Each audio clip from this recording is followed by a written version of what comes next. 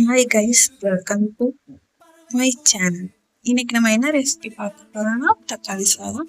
இந்த தக்காளி சாதம் எப்படி செய்யறதுன்னா, ஸ்டவ் ஆன் பண்ணிட்டு ஒரு குக்கர்ல 2 டீஸ்பூன் எண்ணெய் ஊற்றிட்டு அதோட பிரியாணி இலை, பட்டை, கிராம்பு, ஏலக்காய், 1 டீஸ்பூன் சோம்பு சேர்த்து நல்லா வதக்கிக்கோங்க.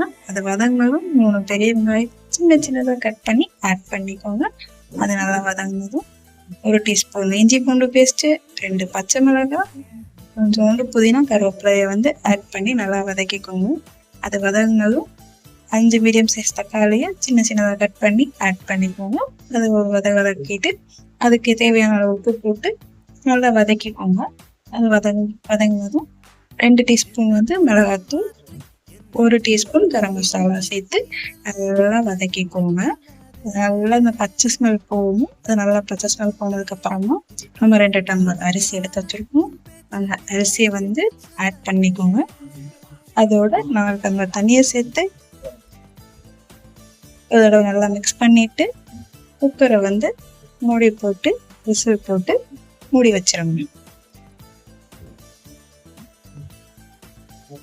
உங்களுக்கு தக்காளி சாதம் பிடிக்கும்னா கமெண்ட்ல சொல்லுங்க, உங்களுக்கு அது எவ்வளோ பிடிக்கும்.